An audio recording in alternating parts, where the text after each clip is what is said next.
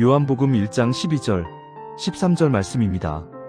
그러나 그를 맞아들인 사람들, 곧 그 이름을 믿는 사람들에게는 하나님의 자녀가 되는 특권을 주셨다.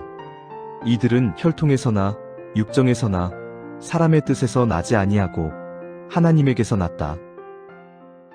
우리가 지난 시간까지 봤던 요한복음의 서두에서는 어두운 내용을 조금 더 많이 봤던 것 같습니다. 창조주께서 자기 땅에 오셨지만 그분이 만드신 세상을 그분을 알아보지 못하고 그분이 지으신 사람들도 창조주를 받아들이기는커녕 반역하는 모습. 온 세상은 어둠 속에 있기를 좋아하고 빛은 물리치는 모습만 반복되었습니다. 만약 이것으로 요한복음이 끝났다면 혹은 끝까지 이런 모습만 보여준다면 우리에게는 소망이 없겠죠. 하지만 본문 12절부터 그를 맞아들인 사람들에 대한 이야기가 시작됩니다. 모두가 그분을 거절한 것은 아니었다. 그 어둠 속에서도 빛을 알아보고 문을 열어 맞이하는 사람들이 있었다 하는 겁니다. 오늘 말씀을 통해 타락한 죄인인 우리가 어떻게 감히 창조주 하나님의 자녀가 되는 영광을 누릴 수 있는지 그 신비로운 정체성의 변화에 대해서 나눠보고자 합니다. 우리에게는 아직 모호한 부분이 있어요. 빛을 받아들인다는 게 뭐냐? 예수님을 맞아들인다는 게 뭐냐는 겁니다. 12절의 이를 우리에게 설명해 주는데요. 본문 12절을 보겠습니다. 그러나 그를 맞아들인 사람들, 곧 그 이름을 믿는 사람들에게는 하나님의 자녀가 되는 특권을 주셨다. 예수님을 맞아들인다는 것은 예수님의 이름을 믿는 것이다 라고 설명하는 겁니다. 이것이 예수라는 그 이름을 알고 믿느냐, 여기서 끝나진 않아요. 그 사람의 성품, 인격, 존재를 믿는, 그러니까 전인격적인 표현이라고 봐야 합니다. 그러니까 예수님의 이름을 믿는다는 것은 단순히 그분이 2000년 전 이스라엘에 사셨다는 사실을 지적으로 동의하는 것을 말하지 않습니다. 그분이 어떤 분인지를 알고 어떤 삶을 사셨는지를 알고 어떤 말씀을 하셨는지를 알고 예수라는 그 이름처럼 그분이 우리의 구원자가 되시고 주인이 되신다는 것을 믿는 것을 말한다고요. 그리하여 그분이 하신 모든 말씀도 진리로 받아들이는 것을 말하는 겁니다. 세상은 예수님을 거절했습니다. 그러나 여전히 맞아들인 사람들은 예수님을 주인이자 하나님으로 고백하는 사람들이라고. 그러니까 창조주를 인정하는 거예요. 그리고 그분의 말씀대로 삶을 바꿀 것을 고백하는 겁니다. 왜? 그분의 말씀대로 이 세상이 이루어졌으니까. 그러면 우리에게 어떤 일이 생기냐? 하나님의 자녀가 되는 특권이 허락된대요.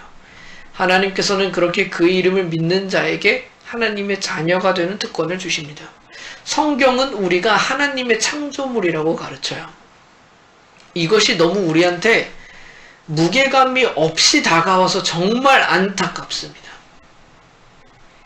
신이신 하나님께서 우리를 지으셨다는 게 얼마나 놀랍고 가치 있는 일인지를 누리지 못하는 것 같아요. 그러니까 안 믿는 사람처럼 그냥 부모님을 통해서 이 세상에 던져진 존재로 우리의 정체성을 인식하는 것 같다고요. 우리는 그런 존재가 아니에요. 너무 이 말을 많이 들어서 하나님의 창조물이다라는 이 말을 우리가 너무 많이 들어서 혹은 너무 당연한 말 같아서 우리가 이 말의 무게감을 전혀 느끼지 못하는 게 정말 안타깝습니다. 한 사람 한 사람이 하느님의 창조물이라는 게 어떤 일인지 그 가치가 회복되었으면 좋겠어요. 그런데 그 놀라운 일이 벌어졌음에도 창조주를 거절함으로 타락한 우리는 그 가치도 잃어버리게 된 거예요. 하나님의 창조물인데 하나님을 거역하는 존재, 이처럼 악한 존재가 없어요. 그러나 이제 하나님께서는 예수님을 믿는 사람들에게 그들이 누구든지 상관없이 하나님의 가족이 되어 하나님의 자녀가 되는 권리를 부여해 주신다고 말씀하십니다. 성경은 오직 예수님에게만 독생하신 아들이라는 표현을 써요. 우리들은요, 자녀라는 표현을 쓰시죠. 본래 자녀는 아니에요. 그러니까 믿음을 통해 하나님의 가족으로 받아들여진 것을 말한다. 여러분, 이것은 얼마나 놀라운 일인지가 보여지나요?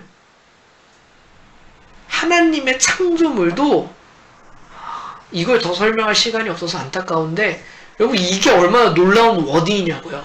하나님의 창조물이다. 근데 거기서 더 나아가서 하나님의 자녀가 되었다는 것은 그럼 얼마나 놀라운지 감이 오십니까? 근데 사실 이 부분은 저도 아직 감이 안 와요. 조금씩 깨달을수록 더 놀라워요. 그냥 내가 지옥 갈 만한 사람이었는데 구원받았구나 라는 것으로 처음에는 이해해 왔습니다. 신앙생활을 하면서 맞아, 내가 구원받을 만한 자격이 없었던 사람인데 구원받게 되었지 정도로 하나님의 자녀라는 걸 이해했다고요. 근데 천사라는 존재처럼 굳이 하나님의 자녀가 아니어도 그 나라에 살 수 있어요. 그냥 하나님의 나라로 살 수 있는 그 입장권이 주어졌다는 게 아니라 그 살아계신 하나님께서 사랑하시는 자녀가 됐다는 그 호칭이 우리에게 얼마나 놀라운 거냐고요. 천사들한테도 단 한 번도 쓰지 않으셨던 그 표현, 자녀들 이라는 그 표현이 우리에게 얼마나 감격적이고 놀랍냔 말입니다. 어떻게 우리가 감히 하나님의 자녀라고 불릴 수 있을까? 저도 아마 이것을 평생을 더 알아가며 맨날 더 놀랄 것 같아요. 자녀가 되었다? 타락하고 반역한 우리를 자녀로 부르셨다? 천사한테도 주지 않는 그 칭호를 우리한테 주셨다? 전 우주의 창조주이시자 신이신 하나님을 아버지라고 부를 수 있는 이 특권을 우리가 어디서 얻겠습니까? 그런데 그 특권을 예수님을 믿는 우리에게 주시겠다는 거예요. 마지막으로 13절을 보죠. 이들은 혈통에서나 육정에서나 사람의 뜻에서 나지 아니하고 하나님에게서 났다. 13절에서 우리는 이 일이 어디로부터 시작되는지를 봅니다. 요한은 혈통에서도 육정에서도 사람의 뜻도 아니고 하나님에게서 시작된 일이라고 기록합니다. 하나님의 자녀가 되는 것은 우리의 노력이나 혈연으로 되지 않습니다. 당연한 말이에요. 설명이 필요 없어요. 우리가 노력한다고 하나님의 자녀가 될 수 있습니까? 하나님의 결정이시죠. 우리가 할 수 있는 게 뭐가 있겠어요? 더 나아가 혈연은 그냥 말이 안 돼요. 하나님과 우리가 어떻게 혈연을 맺어요? 그러니까 우리가 어떻게 해서 될 것이 아니라는 점입니다. 하나님의 자녀가 되는 것은 오직 하나님께서 하시는 일이라는 거예요. 우리의 구원, 하나님의 자녀라는 정체성의 변화는 하나님께서 우리에게 허락해 주시는 겁니다. 이 본문은 우리에게 하나님의 자녀가 되는 것이 그래서 얼마나 더 또 놀라운 것인지를 설명해 주는 거예요. 하나님의 자녀라는 정체성을 아직 온전히 이해하지도 못하고 어떻게 될 수 있는지도 모르는데 우리가 어떤 자격이 있어서 우리가 하나님께 무언가를 드려서 얻은 대가가 아니라 하나님께서 그저 우리를 자녀 삼길 원하셨다는 것을 보여주거든요. 우리는 어둠에 속한 사람들이었습니다. 빛을 싫어하고 하나님께 반역하는 존재들이었어요. 그러나 하나님은 거절을 당하시면서도 우리를 찾아오셨고요. 그분을 맞아들인 사람들에게 자녀라는 신분을 허락하십니다. 아직 예수님을 맞아들이지 못하셨다면, 아직 그 이름을 믿지 못하고 계시고 혹은 망설이고 계신다면, 하나님의 말씀대로 삶을 바꾸고 싶지 않으시다면 그 뒤에 오는 영광이 어떤 것인지 아직 잘 모르시는 것 같아요. 하나님의 자녀가 될 수 있다는 게 얼마나 놀라운 영광인지를 모르시는 것 같아요. 그것을 한번 생각하고 고민해 보십시오. 그러나 이미 예수님을 믿고 맞아들이신 분들은 그 정체성을 정말 확고히 붙들고 가시기를 권면합니다. 더 이상 어둠에 어울리지 않는 사람이 된 거예요. 감히 하나님의 자녀라고 불리는 게 우리들이란 말입니다. 하나님의 자녀답게 살아갑시다. 그 칭호가 부끄럽지 않게 살자고요. 정말 거저주신 그 정체성, 우리를 사랑하셔서 주신 그 정체성, 우리의 노력이 아니라 분에 넘치도록 주신 그 정체성이 부끄럽지 않게.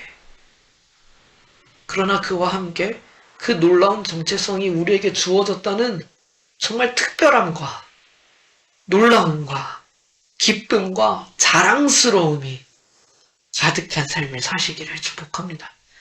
잠시 함께 기도합시다. 사랑이 많으신 하나님 아버지, 빛으로 오신 예수님을 맞아들일 수 있는 마음을 주시고 우리에게 하나님의 자녀가 되는 영광스러운 특권을 주시니 감사합니다. 우리의 혈통이나 노력이 아니라 하나님의 은혜로 우리를 하나님의 자녀 삼아 주셨음을 잊지 않게 하여 주십시오. 그리고 하나님의 자녀라는 자부심을 가지고 세상 속에서 빛을 발하며 살아가게 하여 주십시오. 우리를 자녀 삼아 주신 예수 그리스도의 이름으로 기도드립니다. 아멘.